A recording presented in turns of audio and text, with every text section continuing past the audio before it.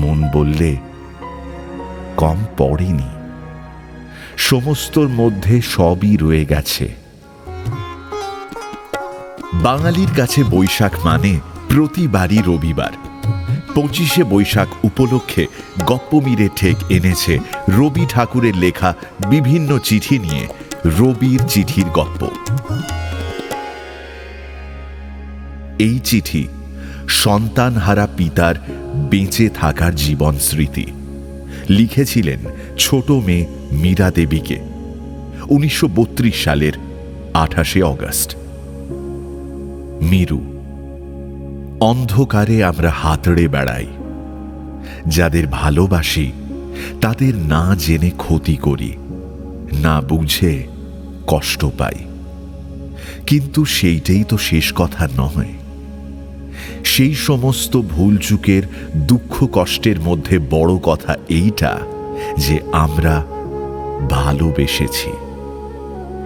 বাইরে থেকে বন্ধন ছিন্ন হয়ে যায়, কিন্তু ভিতর দিকের যে সম্বন্ধ তার থেকে যদি বঞ্চিত হতুম তাহলে সে অভাব গভীর শূন্যতা। এসেছি সংসারে, মিলেছি, তারপর আবার কালের টানে সরে যেতে হয়েছে। এমন কতবার তো হলো, বারবার হবে। এর সুখ এর কষ্ট নিয়েই জীবনটা সম্পূর্ণ হয়ে উঠছে। যতবার যত ফাঁক হোক আমার সংসারে, বৃহৎ সংসারটা রয়েছে, সে চলছে অবিচলিত মনে। তার যাত্রার সঙ্গে আমার যাত্রা মেলাতে হবে। লজ্জা হয় যদি আমার শোক নিয়ে একটুও সরে পড়ি সকলের সংসার থেকে, লেশমাত্র ভার চাপাই নিজের অচল বেদনা দিয়ে বিশ্ব সংসারের সচল চাকার উপরে। কত অসহ্য দুঃখ বেদনা ঘরে ঘরে আছে, কাল প্রতিদিন তা একটু একটু করে মুছে দিচ্ছে। আমার জীবনের উপরেও সেই বিশ্বব্যাপী কালের হাত কাজ করছে, আর সেই জগৎ জোড়া আরোগ্যের কাজকে যেন একটুও কঠিন না করি। শোক দুঃখের চলাচল সহজ হয়ে যাক, প্রাত্যহিক দিনযাত্রাকে বাধা না দিক। নিতুকে খুব ভালোবাসতুম, তাছাড়া তোর কথা ভেবে প্রকাণ্ড দুঃখ চেপে বসেছিল বুকের মধ্যে। কিন্তু সর্বলোকের সামনে নিজের গভীরতম দুঃখকে ক্ষুদ্র করতে লজ্জা করে। ক্ষুদ্র হয় যখন সেই শোক সহজ জীবনযাত্রাকে বিপর্যস্ত করে সকলের দৃষ্টি আকর্ষণ করে। আমি কাউকে বলিনি আমাকে রাস্তা ছেড়ে দাও, সকলে যেমন চলছে চলুক, এবং সবার সঙ্গে আমিও চলব। অনেকে বললে এবার বর্ষা মঙ্গল বন্ধ থাক আমার শোকের খাতিরে। আমি বললুম সে হতেই পারে না। আমার শোকের দায় আমি নেব, বাইরের লোকে কি বুঝবে তার ঠিক মানেটা।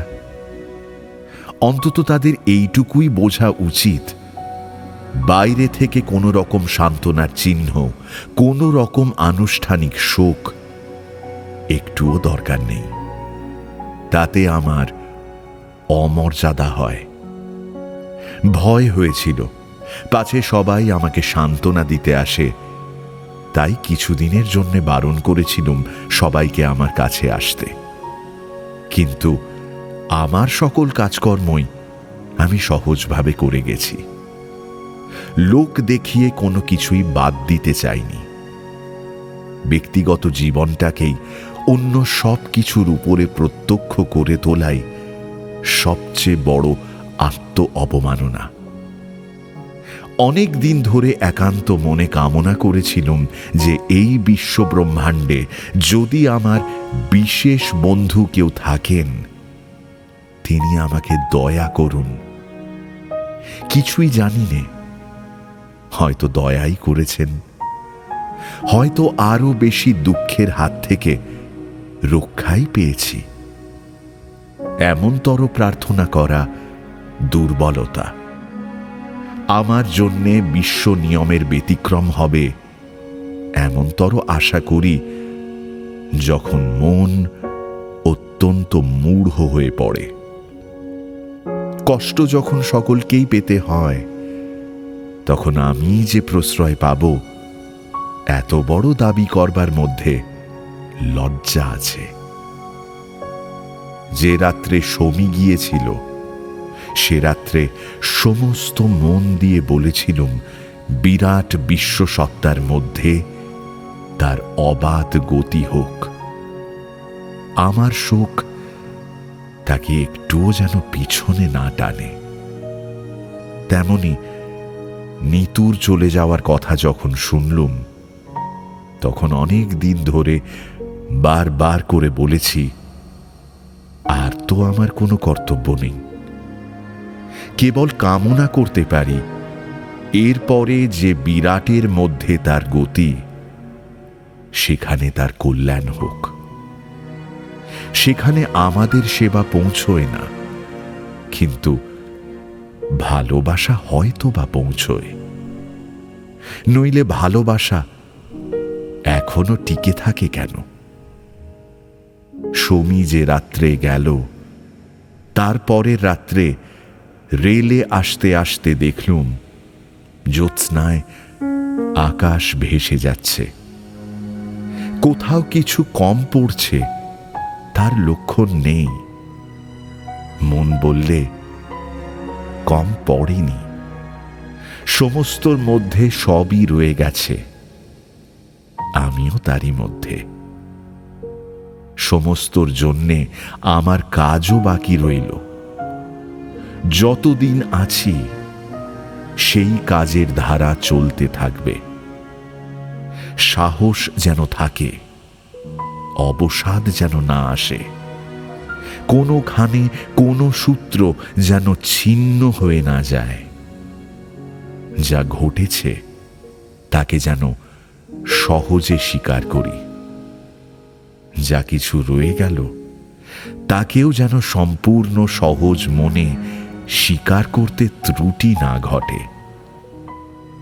এডেনে এ চিঠি পাঠালে তুই পাবি কিনা জানি নে, তাই বোম্বাইতে পাঠাবো মনে করছি। ইতি বাবা।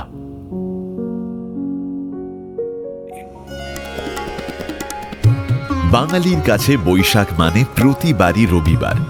25শে বৈশাখ উপলক্ষে গপ্পমীরের ঠেক আনছে রবি ঠাকুরের লেখা বিভিন্ন চিঠি নিয়ে রবির চিঠির গপ্প।